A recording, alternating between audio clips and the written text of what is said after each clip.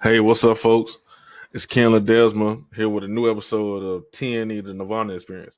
All right, so look, this one been a long time coming because I had a lot of people over the course of a couple of days uh, ask me questions and stuff like that, and I figured that I write the questions down, and the people who asked me, I was going, what I'm saying, address them on the show.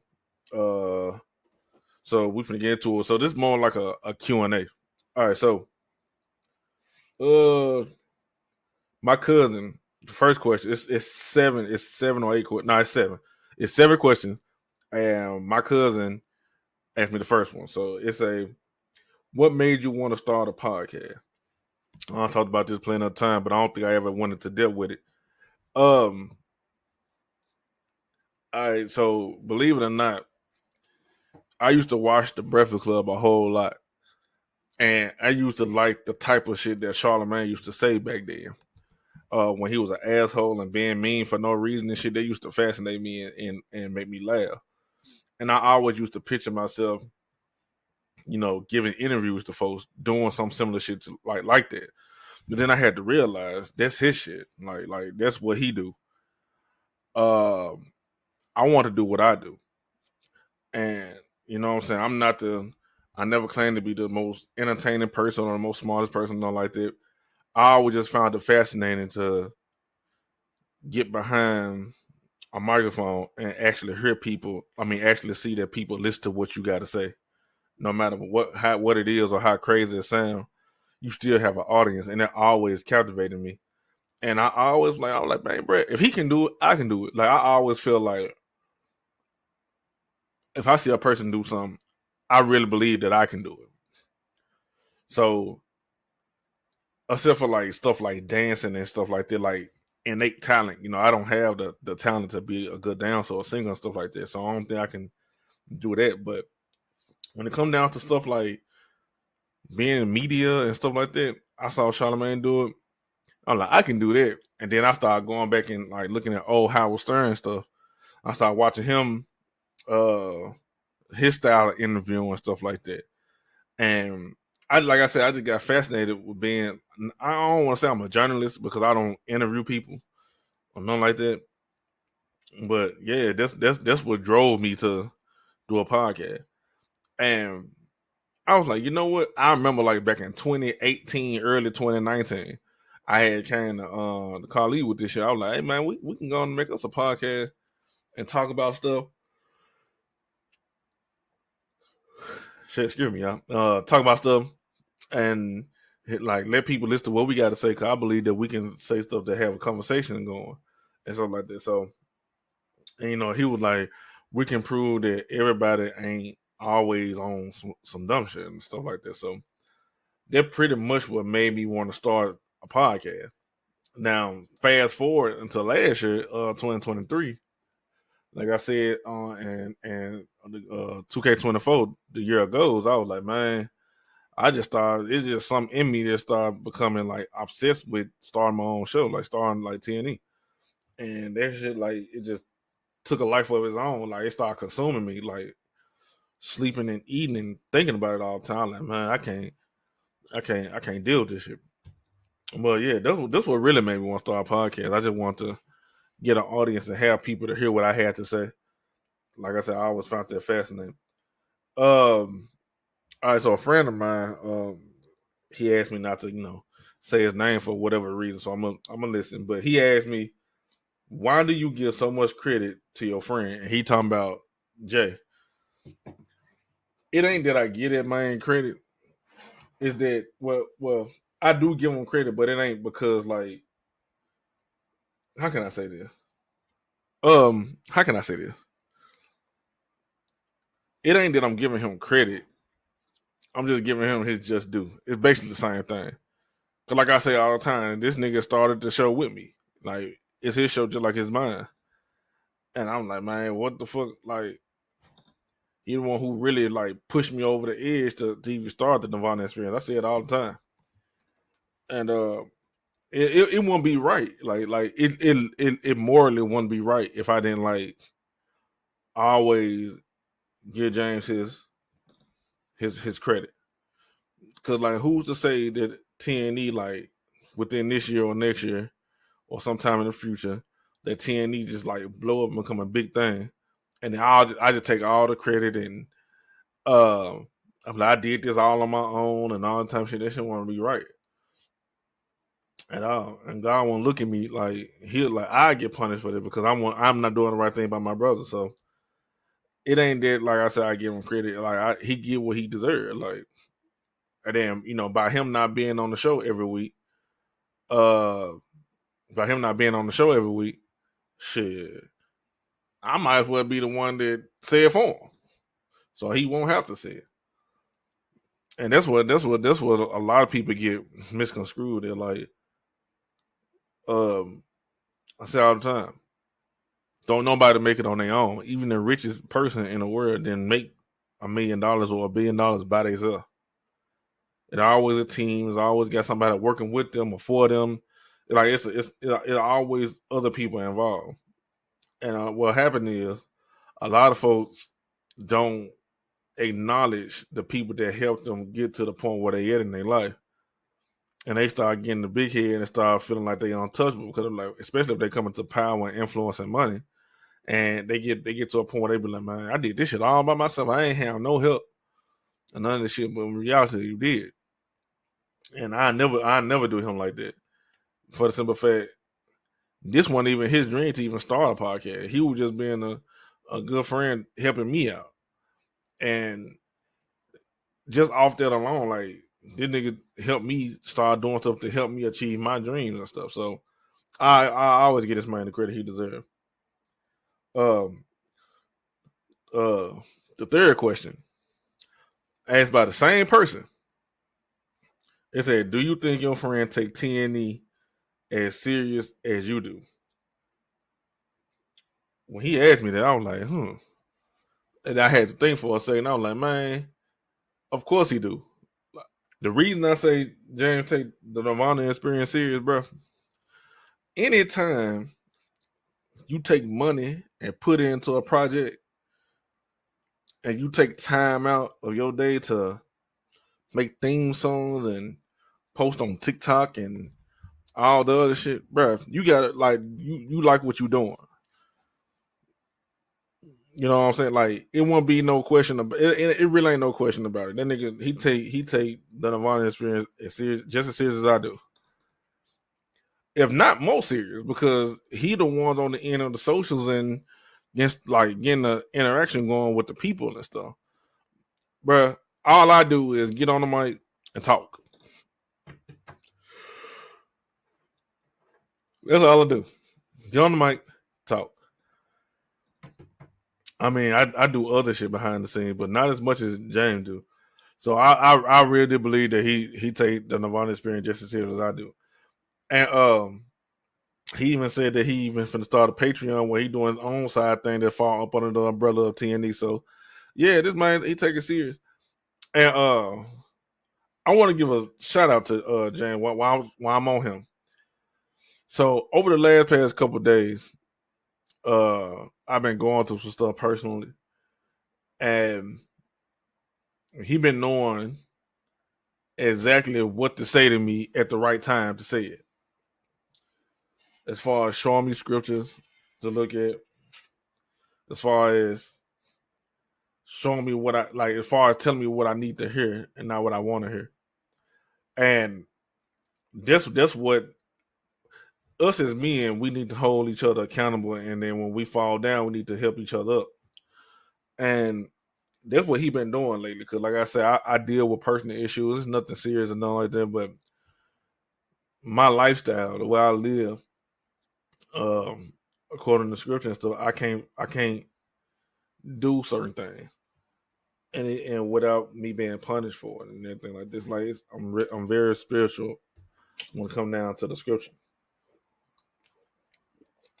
And fighting these demons every day, because we got to realize, like, even though we in America, like, America is demonic like a motherfucker.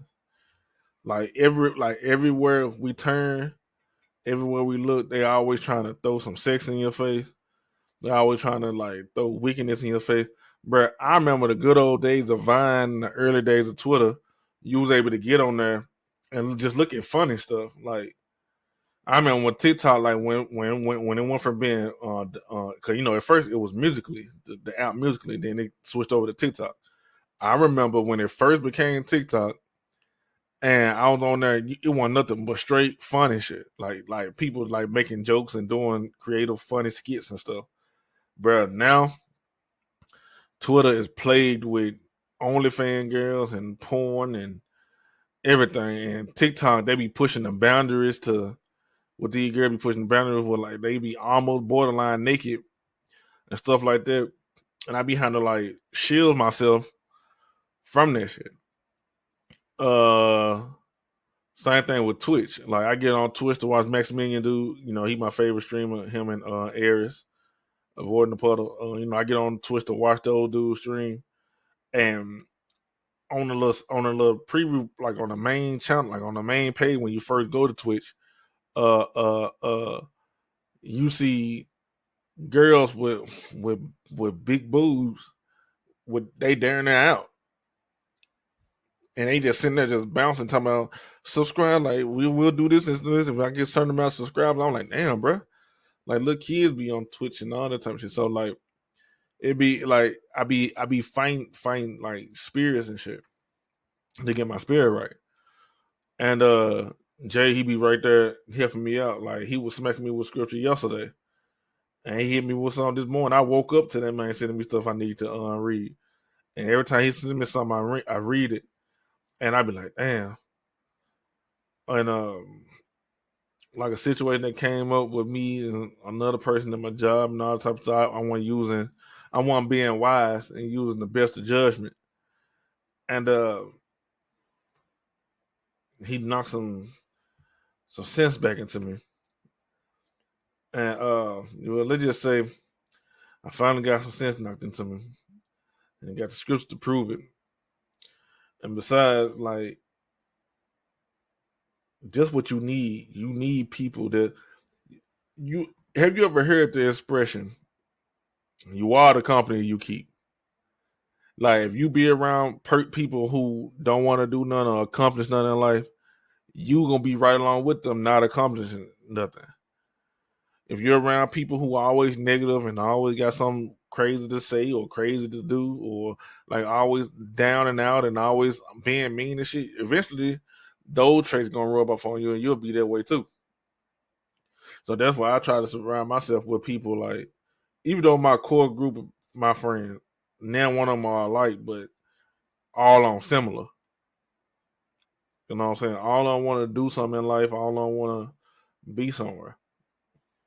All I want to, everybody want to accomplish something. So that's what I surround myself with. People who want to accomplish something, don't want to just work for people their whole life and stuff like that. So like, yeah, man, to put a pin in it. Um, yeah, James, he take the Nirvana experience just as serious as I do. I really believe that.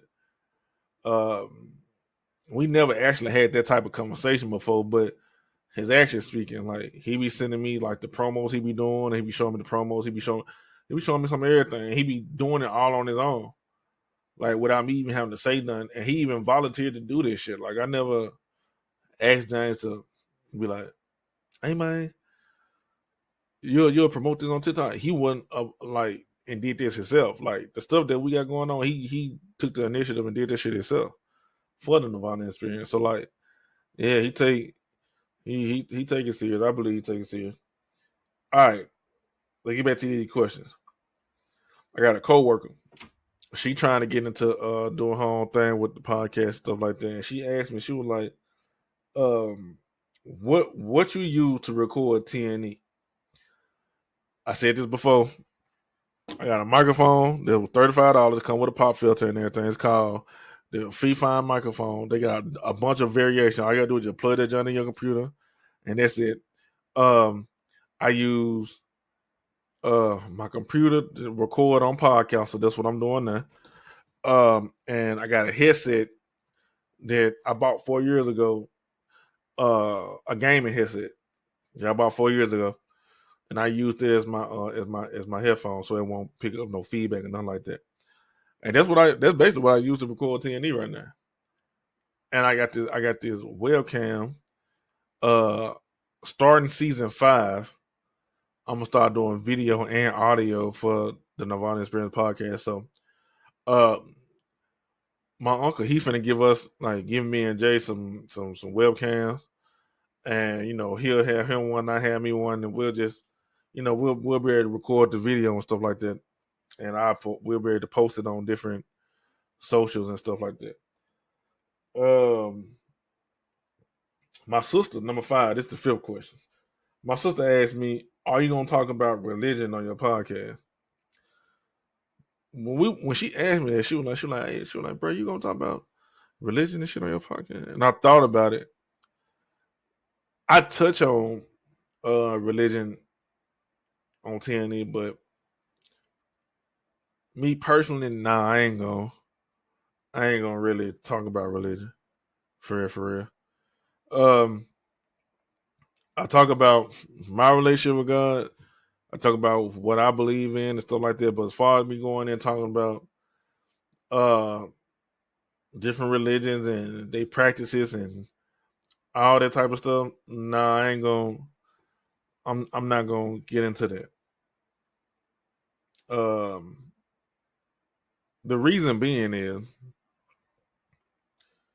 I want people to come to the Nerdvana Experience to listen to us talk. Eventually, when I get this stream and stuff up and running, watch us play games and just have conversations, just talk.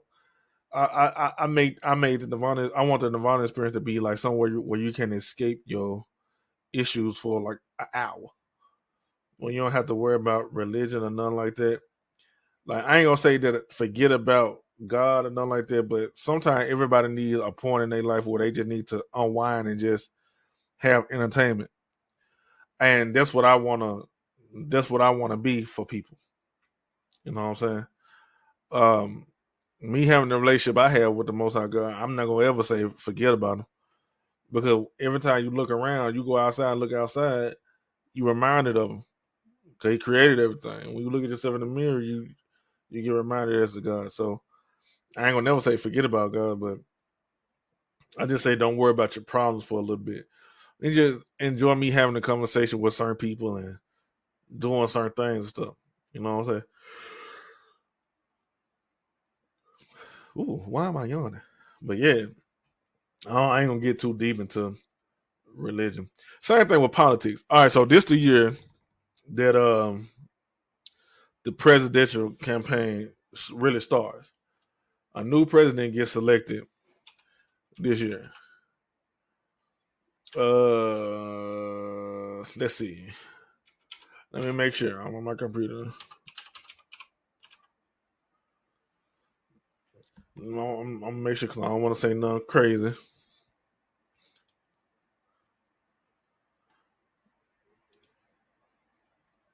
Okay, yeah. So this is the year that people, it's going to be a new president elected. Uh, so from my understanding, I keep up with it a little bit. I try not to get too deep into politics, but I want to keep up with what's going on. So right now, like for people who don't know, it's more than just the Democrats and the Republicans. You can run independent. The Tea Party, like it's all different parties you can run. But for right now, what I'm looking at on the New York Times website, it say who's running for president in 2024. So right now, and for the Democrats, it's Joe Biden. Who is this? What the fuck? Joe Biden. I don't know who this is. How am I trying to get y'all information, but I can't even figure out who? And they trying to make me. You know what? I'm gonna do it like this. We finna do it the smart way. We finna do it the smart way.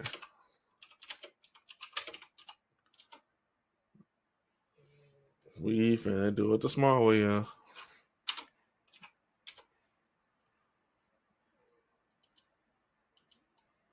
Like, bear with me, bear with me.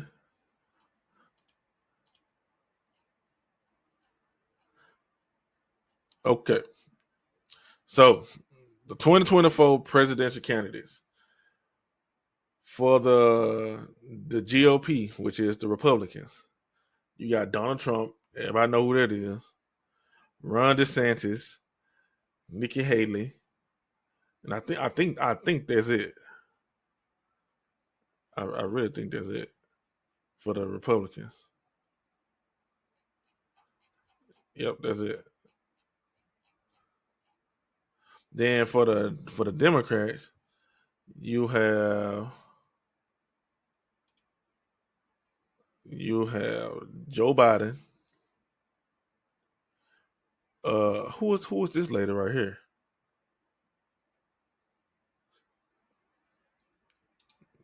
Like, everything is just popping up on my screen while I'm trying to read to y'all, and it's crazy.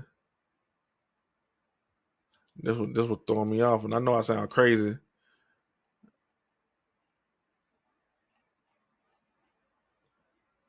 Okay, here we go.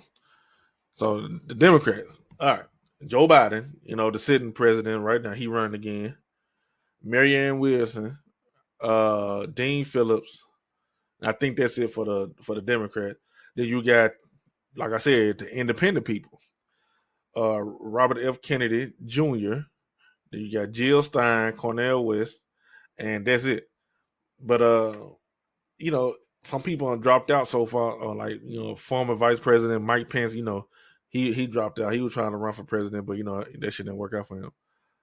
But yeah, what made me start talking about the presidents and shit? Oh, the we talking about the religion. Uh, yeah, I'm gonna touch it. I'm like, when they really start like narrowing down the main people who running for presidency. That's when I'm gonna start covering it on the Nerdvana Experience.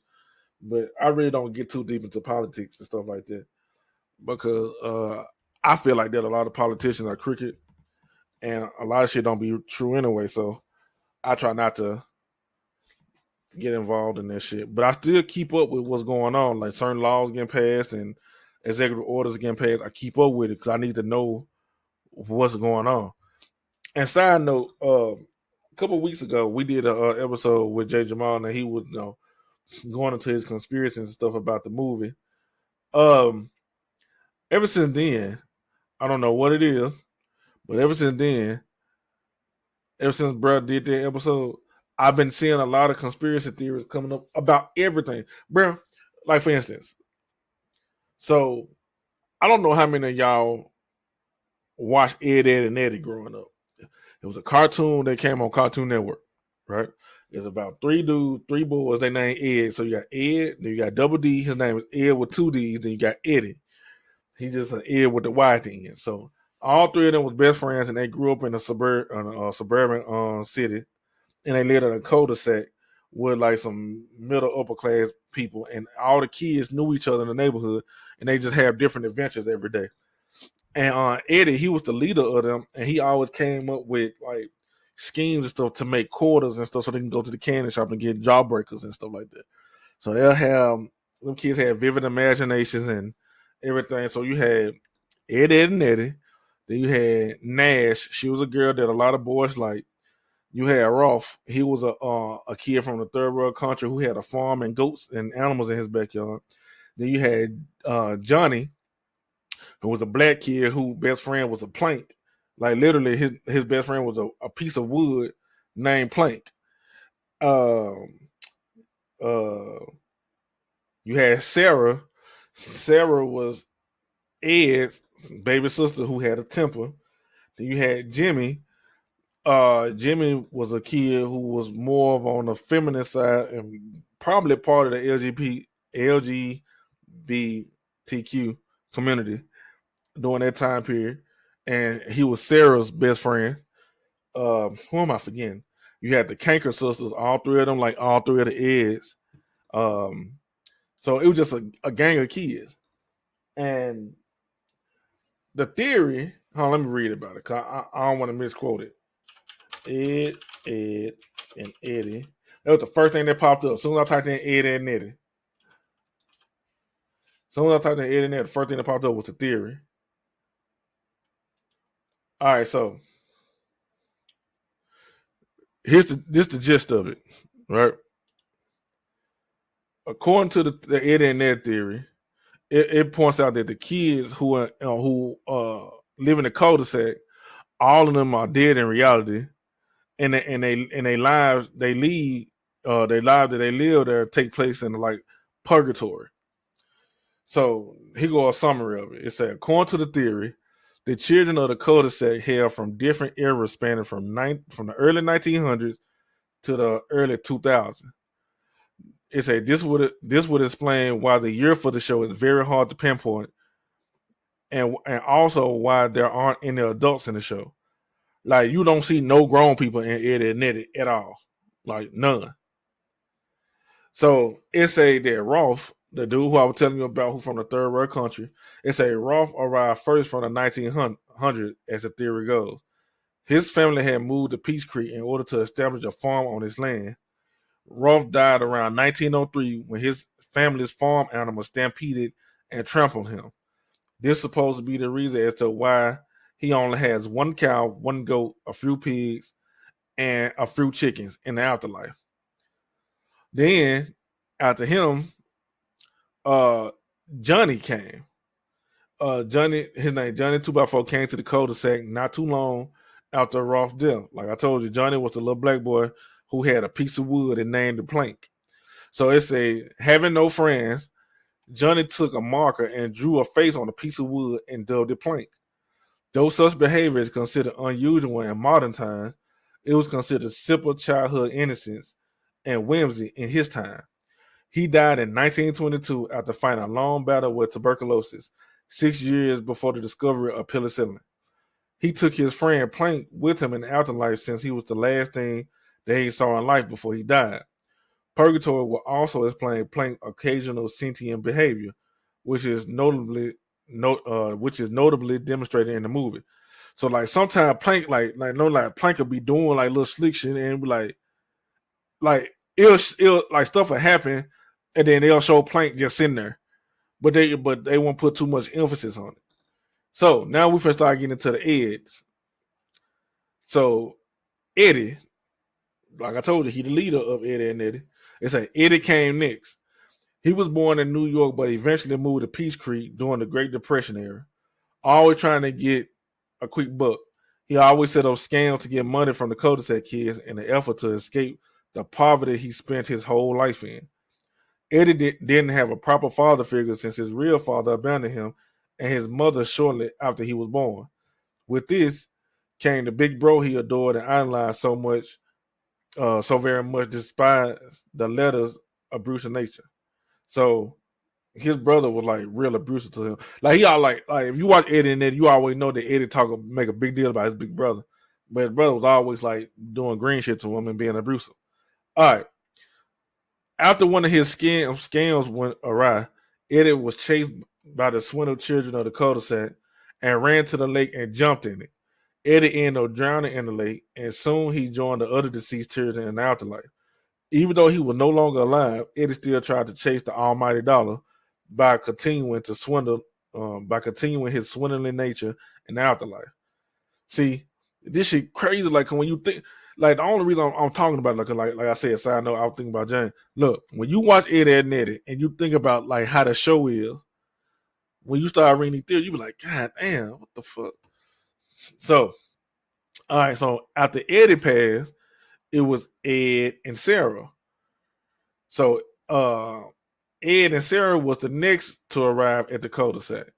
Their father had died fighting in World War II, and as a result, their mother became distant and disconnected.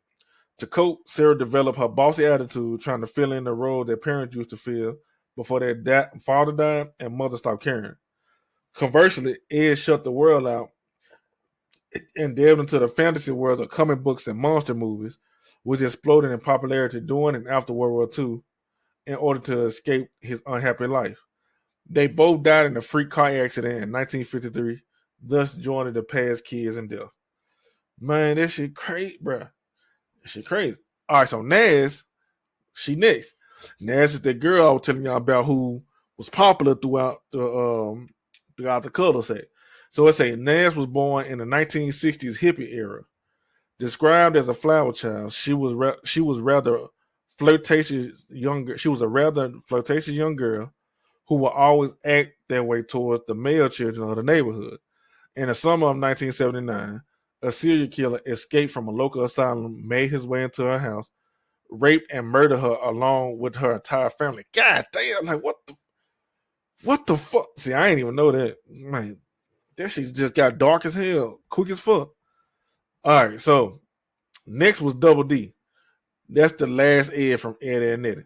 He was the smart one. All right, it's a Double D was born in the 1970s when preparing to attend college. It's a Double D was born in the 70s when preparing to attend college from a young age became the society norm expectation and was raised by very strict, controlling, emotionally distant parents. They pushed him to succeed academically and to be perfectly clean and neat. He is believed to have died as a result of a gas leak causing an explosion with the Bunsen burner from a chemistry set. Damn. So he just died accidentally. Okay. Then it was Kevin. And then you know what's so crazy? As I'm reading these, their personalities match up with these theories.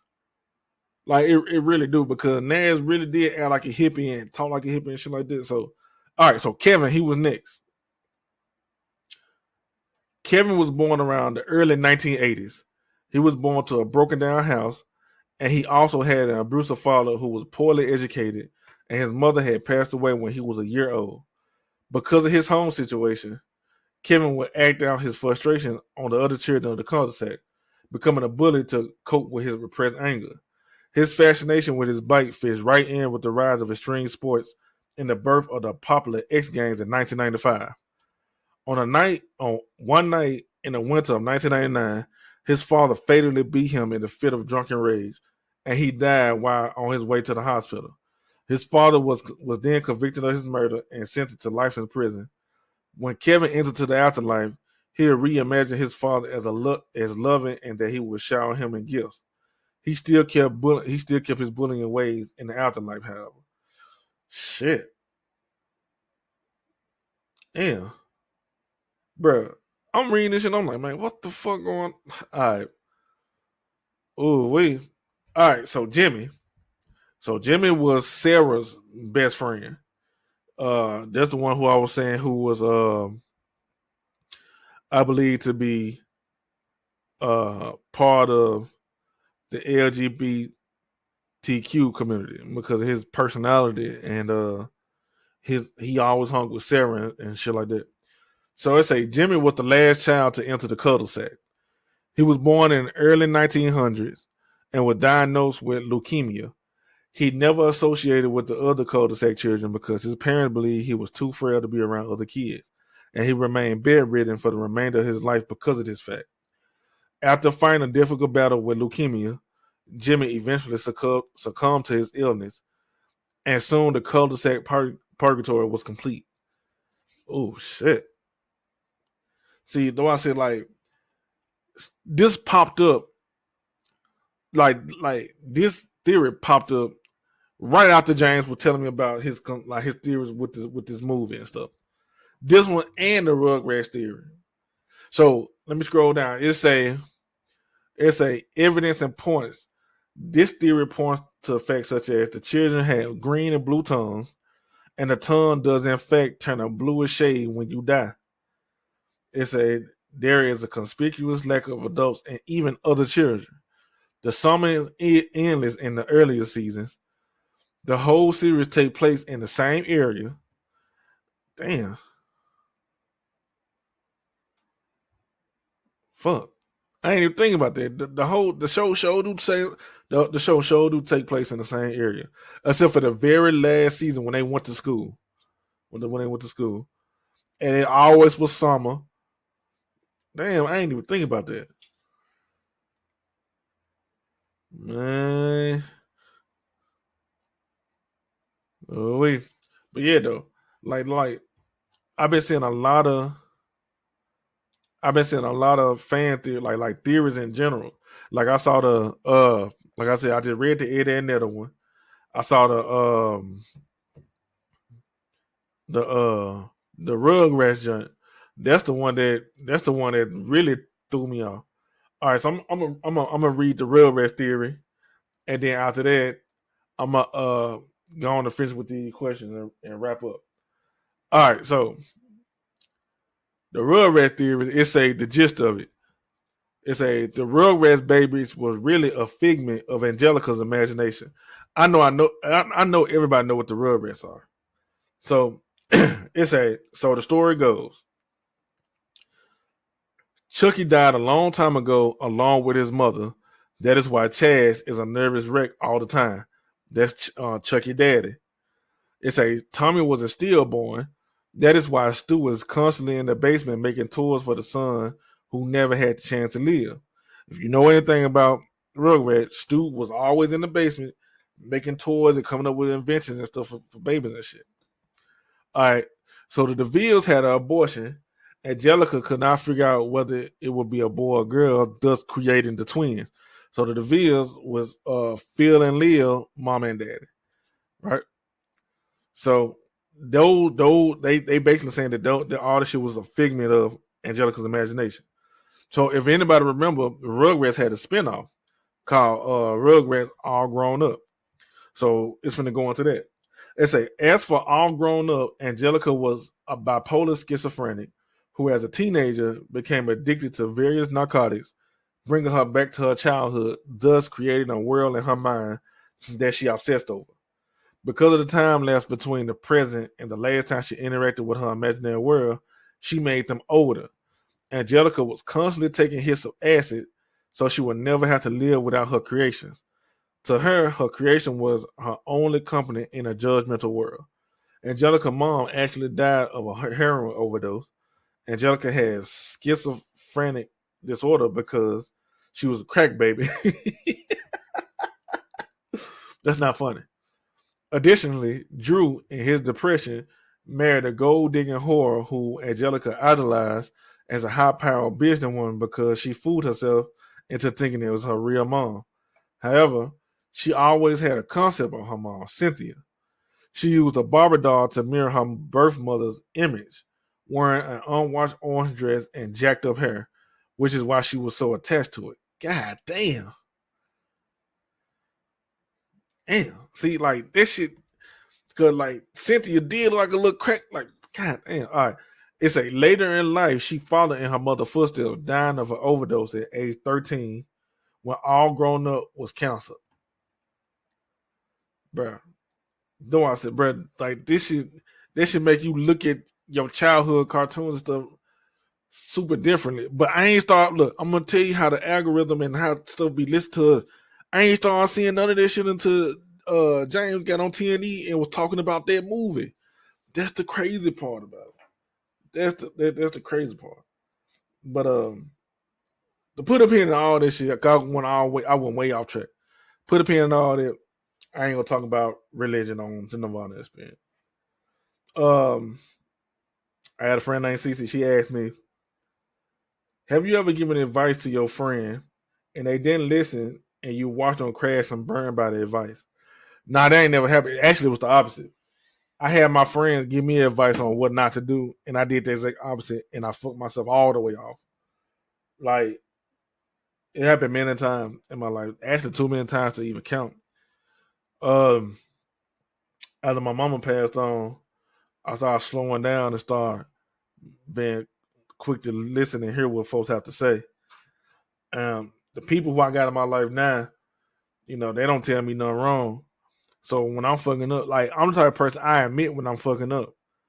And I always go like, I talk to my brothers and them about it, but I always go to James for some reason. Like, every time I'm feeling some type of way, every time I'm thinking about fucking up, or if I did fuck up, he like one of the first people I go to. I'm like, man, fool, I'm dumb in here. I fucked up. And then he was like, man, what you do now? And I tell them, man, and then that's when he started getting on my ass. But that's what I appreciate. I believe that's why I go to that man like that, because, like, I don't want to just hear shit that I want to hear. I be want to hear the shit that I need to hear. And him being the person that he is, he gonna hold me accountable to my bullshit every single time. Even though I don't really do nothing no more, I can't be too scared to do shit. Yeah, so it's been the exact opposite. I never gave my friends advice and they didn't listen, and it just blew up. Now my brothers, on the other hand, them niggas is different. Like my brothers, man, I ain't even finna get into that shit because we. But as far as my friends, no. All right, so this is the last question. Um, what made me even write this one down, it wasn't said directly to me. It was told to my brother by somebody who was hating on me. It say, "What makes you think your podcast gonna blow up when other folks more funnier than you and more entertaining than you?" I'm finna end. I'm finna end this. I'm finna end this right now. Right? I don't care what other folks do on their podcast. I don't care what other folks talk about on their podcast. I don't care about none of that shit. I'm not comparing myself to them folks. I'm doing what I want to do. I'm doing what I like to do. Doing TNE made me realize it's an audience literally for everybody. And for that person who said that shit, they ain't doing them but really hating on me. Because I haven't even seen that man or spoke to that man in going on 3 years this year. So that's how I know I'm doing something I'm supposed to do. That's how I know I'm doing something right. I ain't gonna put too much energy into that shit because all I know is the Nerdvana Experience is gonna be successful. It's gonna take time. Like right now, I'm in the phase that I like just the phase I like doing, the grounding phase. Pause. I just like doing this. I like the phase of seeing you rise. The journey, like the journey is fun.